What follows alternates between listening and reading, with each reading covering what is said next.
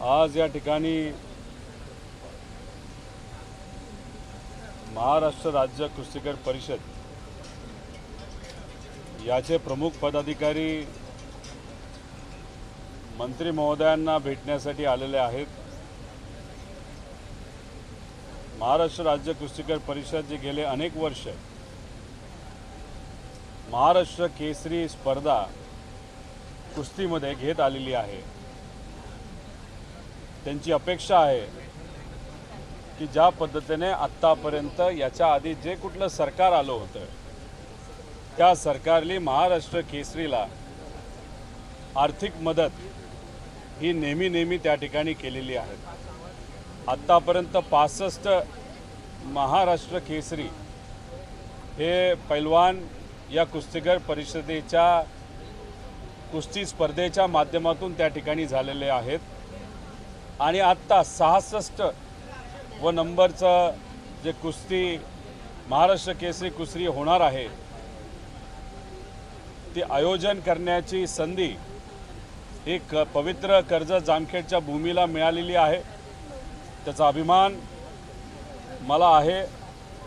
आज इथं या पत्रकार परिषदेच्या माध्यमातून इथं उपस्थित असणारे सर्जेरावजी शिंदे साहेब, उपाध्यक्ष महाराष्ट्र राज्य कुस्तीगीर परिषद, तसंच विजयभाऊ बराटे, उपाध्यक्ष ऑल इंडिया कुस्तीगीर संघ, त्याच्याचबरोबर अमोलजी बराटे हिंद केसरी, त्याच्याचबरोबर ललितभाऊ लांडगे पदाधिकारी महाराष्ट्र राज्य कुस्तीगीर परिषद, नवनाथजी धमाळ पंच कमिटी, पंकजजी हरपुडे व्यवस्थापक, मामासाहेब मोहोळ कुस्तीगीर परिषद, तसंच अक्षयजी शिंदे उपाध्यक्ष बीड जिल्हा कुस्तीगीर संघ, असे सर्व पदाधिकारी इथं आलेले आहेत। मला या पत्रकार परिषदेच्या माध्यमातून एवढंच आपल्याला सांगायचं आहे की महाराष्ट्र केसरीबद्दल चर्चा ही गेल्या काही महिन्यामध्ये अनेक लोकांनी अनेक वेळा त्या ठिकाणी केलेली आहे।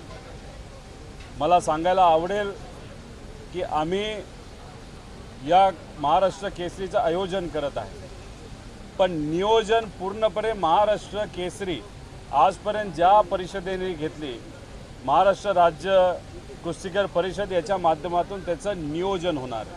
नियोजनचा अर्थ जिल्हा पातळीवरच्या ज्या छोट्या स्पर्धा असतात ज्याच्यातून मल्ल जे पैलवान आहेत ते महाराष्ट्र केसरीमध्ये येत असतात त्या या परिषदेच्या माध्यमातून घेतल्या जातात, ज्या आत्ता सुरू आहेत। आत्तापर्यंत 750 ते 800 पैलवान या विविध जिल्ह्यांमध्ये तिथं त्या कुस्तीमध्ये सहभाग त्यांनी घेतलेला आहे आणि आपल्या कर्जत तालुक्यामध्ये महाराष्ट्र केसरी स्पर्धेमध्ये ते तिथं सहभाग घेतील। त्याच्याचबरोबर जे काही पंचाचे नियम असतात, ज्या पद्धतीने कुस्ती आजपर्यंत घेतली जाते पारदर्शक पद्धतीने घेतली जाते, याचं पूर्णपणे नियोजन हे आपल्या परिषदेच्या माध्यमातून इथं होणार आहे। 26 तारखेला सुरुवात या महाराष्ट्र केसरीची होणार आहे।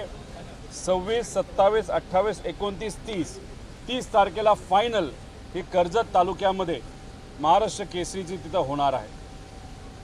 आमच्या सगळ्यांचं मत आहे व तसंच महाराष्ट्र राज्य कुस्तीगीर परिषदेचं नेहमी मत असं असतं की खेळामध्ये कधी राजकारण येऊ नये। या दृष्टिकोनातून महाराष्ट्र राज्य कुस्तीगीर परिषदेने सुद्धा आणि मी आयोजक म्हणून मी सुद्धा महाराष्ट्राचे मुख्यमंत्री, दोन्ही उपमुख्यमंत्री, त्याच्याचबरोबर आमच्या विधिमंडळाचे अध्यक्ष व अपर हाऊस म्हणजे MLCचे जे सभापती आहेत राम शिंदे सर यांना सुद्धा आम्ही पत्र लिहिलेलं आहे, विनंती केलेली आहे की आपण तिथं 30 तारखेला फायनलसाठी यावं।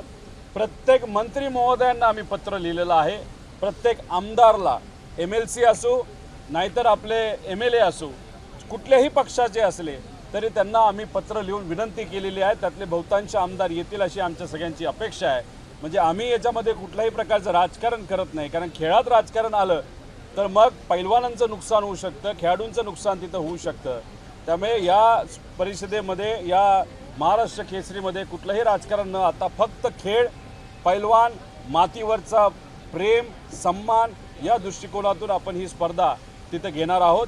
आपल्या माध्यमातून सर्व पैलवानांना मला विनंती करायची की ज्या जिल्ह्यामध्ये स्पर्धा या उद्या परवा होणार आहेत चाचणीच्या, त्याच्यामध्ये मोठ्या प्रमाणात सहभाग तुम्ही घ्यावा। आमच्या परिषदेच्या पदाधिकाऱ्यांशी बोलल्यानंतर आम्ही त्यांच्या वतीने आपल्या सर्वांना आश्वासित करतो की कुठल्याही पैलवानांवर कुठल्याही प्रकारची अडचण येणार नाही, याची पूर्णपणे जबाबदारी आदरणीय पवार साहेब तसंच लांडगे साहेब जे आपले याचे पदाधिकारी आहेत व सर्व हे मान्यवर आणि महाराष्ट्रातला प्रत्येक महाराष्ट्र केसरी जे आज झालेले आहेत ते सर्व त्याची जबाबदारी त्या ठिकाणी घेणार आहेत। कुस्ती हा खेळ महत्त्वाचा आहे, त्यामुळे महाराष्ट्र केसरी जी होणार आहे परिषदेच्या माध्यमातून त्याच्यात मोठ्या प्रमाणात तुम्ही सहभाग घ्यावा अशी विनंती या ठिकाणी करतो। आणि ही पत्रकार परिषद झाल्यानंतर आपल्याला जर कुठले प्रश्न असतील तर आपण आमच्या पदाधिकाऱ्यांना ते विचारावेत आणि हे प्रश्न उत्तर झाल्यानंतर आम्ही मंत्री महोदयांना जाऊन महाराष्ट्र केसरी जी परिषदेच्या माध्यमातून आत्तापर्यंत घेतली, त्याला कुठलंही सरकार कुठल्याही विचाराचं आलं तर त्यांनी पाठिंबा आणि आर्थिक मदत केली, ती मदत या परिषदेला या महाराष्ट्र केसरीला सुद्धा व्हावी यासाठी मंत्री महोदयांना आम्ही भेटणार आहोत। त्यामुळे कुठलाही प्रश्न जर आपल्याकडे या बाबतीतला असेल तर आपण नक्कीच त्या ठिकाणी विचारू शकता।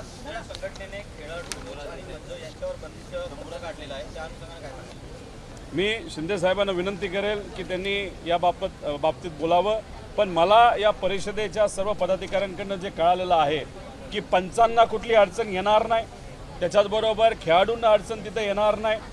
कुठल्याही खेळाडूवर अडचण आली तर आम्ही सर्वजण त्यांच्याबरोबर आहोत, पण अडचण येण्यासारखं कुठलीच गोष्ट नाही। आणि तुम्ही जर बघितलं तर दुसऱ्या संघटनेच्या माध्यमातून जी महाराष्ट्र केसरी घेण्यात आली त्याच्यामध्ये जास्तीत जास्त 300-350 पैलवान हे सहभागी झाले होते। आत्ता मी तुमच्याशी बोलत असताना जी माहिती इथं कळालेली आहे 750 ते 800 पैलवान या ओरिजिनल महाराष्ट्र केसरीमध्ये या परिषदेच्या माध्यमातून जी घेतली जाते ती सहभाग तिथं घेणार आहे। थोडंसं प्रेशर काही प्रमाणात पंचांवर केलं जातं, पण अनेक पंच हे विचाराला आणि कुस्तीला प्रामाणिक असल्यामुळे कुठेही ते दबले जात नाहीत आणि विविध जिल्ह्यांमध्ये ते तिथं सहभाग घेत आहेत, पैलवान सहभाग घेत आहेत। अतिशय महत्त्वपूर्ण पैलवान ज्यांचं नाव हे मोठं आहे अशांनी सुद्धा या कुस्तीच्या चाचणी याच्यामध्ये सहभाग घेतलेला आहे। त्यामुळे शिंदे साहेबांना मी विनंती करेल की त्यांनी या प्रश्नावर अजून संघटनेच्या माध्यमातून उत्तर द्यावं।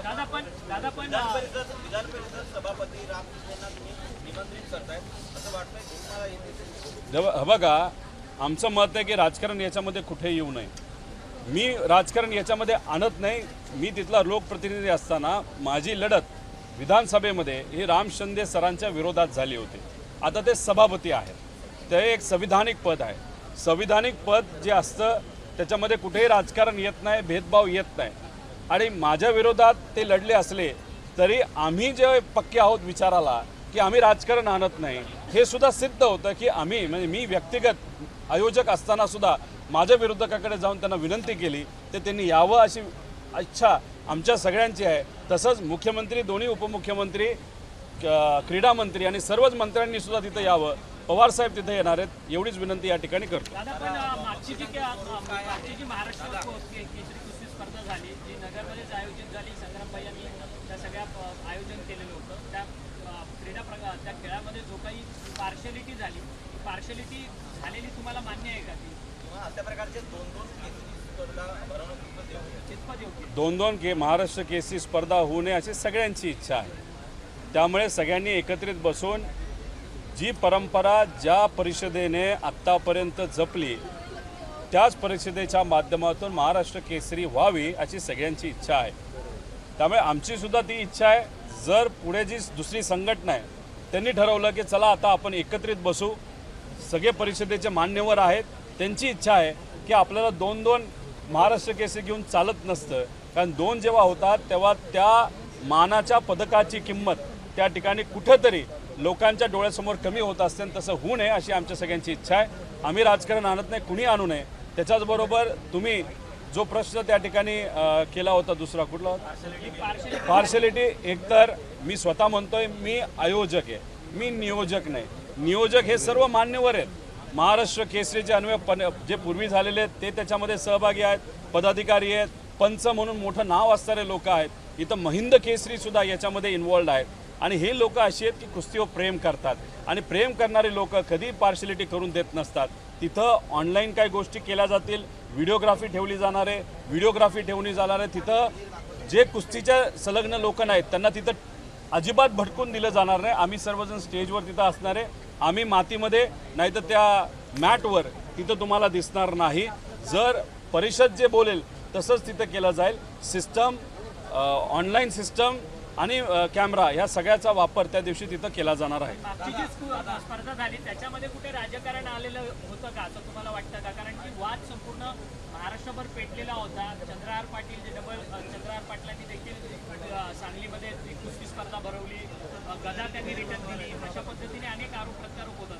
चंद्रहार पाटील साहेबांचं सुद्धा मत आहे की एकच महाराष्ट्र केसरी असावी, तसं आमचं सुद्धा त्या ठिकाणी मत आहे.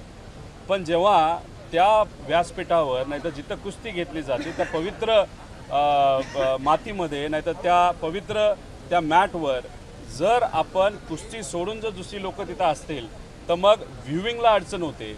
काय एक्झॅक्टली चाललंय हे लोकांना कळत नाही. त्याच्याचबरोबर पैलवान तिथं कुस्ती करत असताना आसपास जेव्हा गर्दी होते तेव्हा त्यांचं लक्ष हे कुठेतरी विचलित होऊ शकतं. त्याच्याचबरोबर निकालाच्या बाबतीत बऱ्याच काही चुकीच्या गोष्टी झाल्यात हे अख्ख्या भारताने त्या ठिकाणी बघितलेलं आहे. आक्षेप हे आम्ही घेतलेले नाहीत, आम्ही तर घेतलेच, पण पैलवानांनी घेतलेत. पैलवानांवर प्रेम असणारे जे सर्व रसिक मंडळी आहेत त्यांनी त्याचा आक्षेप घेतलेले आहेत. पण तशी घटना या परिषदेच्या माध्यमातून जी महाराष्ट्र केसरी केली जाणार आहे त्याच्यामध्ये कधी होणार नाही याची पूर्णपणे जबाबदारी परिषद, त्यांचे पंच, व्हिडिओग्राफी आणि सगळी पारदर्शक सिस्टम त्या ठिकाणी घेईल असा विश्वास या ठिकाणी मला वाटतो. रोहितदादा, असा एकही गेम नाही आहे म्हणजे क्रिकेट असेल किंवा असा एकही खेळ नाही आहे ज्याच्यामध्ये राजकारणी त्याच्या आयोजकांमध्ये किंवा त्याच्या संचालक मंडळांमध्ये नाही. मग अशा वेळेला कुठल्याही स्पोर्ट्समध्ये एकही राजकारणी असू नये असं तुम्हाला म्हणायचं आहे? विषय असा असतो की राजकारण येऊ नये असं माझं मत आहे. पण एखाद्या संस्थेमध्ये, संघटनेमध्ये राजकारणी असेल तर राजकारणाचे फायदे असे असतात की ते चांगले ॲडमिनिस्ट्रेटर असतात, त्यांना ॲडमिनिस्ट्रेशन योग्य पद्धतीने जमतं. पण त्यांनी ॲडमिनिस्ट्रेशनमध्येच लक्ष घालावं. त्यांनी राजकारण जर त्याच्यामध्ये करायला लागले तर अडचण मोठ्या प्रमाणात येऊ शकते.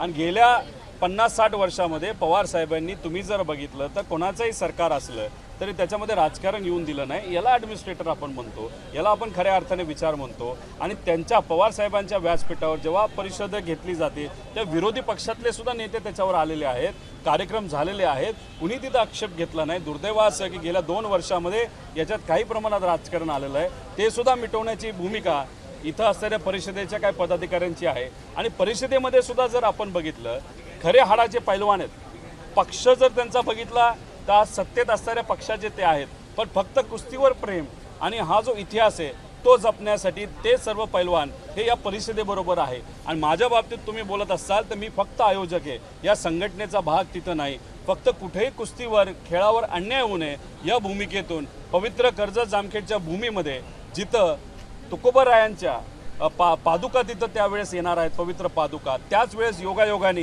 ही स्पर्धासुद्धा तिथे होत आहे. म्हणून तुम्ही जर बघितलं आमच्या इन्व्हिटेशनवर भक्ती आणि शक्ती अशा हेतूतून या विचाराने आम्ही चाललेलो आहोत की शक्ती म्हणजे पैलवानकी, म्हणजे ही स्पर्धा महाराष्ट्र केसरी तिथं होते. आणि त्याच वेळेस संत श्री तुकोबारायांच्या पादुकासुद्धा पहिल्यांदा त्या भागामध्ये येत आहेत. त्यामुळे ह्या दोन्ही गोष्टीचा संगम तिथं होत असल्यामुळे भक्ती शक्तीचं प्रतीक म्हणून तिथं या स्पर्धा आणि आध्यात्मिक कार्यक्रम होईल असं मला वाटतं.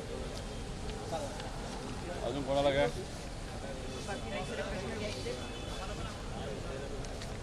सर्व पत्रकार बंधू आणि भगिनींना सुद्धा आम्ही सर्वजण त्या ठिकाणी त्यांना आमंत्रित करत आहोत. त्यामुळे तुमच्या माध्यमातून आत्तापर्यंत महाराष्ट्र केसरीला खूप चांगला तिथं लोकांपर्यंत तुम्ही ही केसरी घेऊन गेलेला आहात. तसंच आम्ही जी भूमिका मांडत आहोत अराजकीय ती भूमिकासुद्धा तुम्ही लोकांपर्यंत घेऊन गेलेला आहात. तसंच आमचे जे पैलवान आहेत काही प्रमाणात 1-2% लोकांच्या मनामध्ये जी शंका आहे ती सुद्धा या प्रेस कॉन्फरन्सच्या माध्यमातून सुटली असावी अशी आमची इच्छा आहे. पण मला फक्त एक थोडक्यात मी शिंदेसाहेबांना विनंती करतो की जे सर्व पैलवान आहेत आणि पदाधिकारी आहेत त्यांना मात्र आपण संघटनेच्या माध्यमातून तुम्ही बोलणार बर ठीक आहे. मी त्यांच्या वतीने या ठिकाणी इथं जे काही बोललो ते त्यांच्या वतीने त्या ठिकाणी मी बोललेलो आहे, कुस्तीच्या वतीने त्या ठिकाणी बोललेलो आहे. एवढीच विनंती या ठिकाणी करतो आणि थांबतो. एबीपी माझा, उघडा डोळे बघा नीट.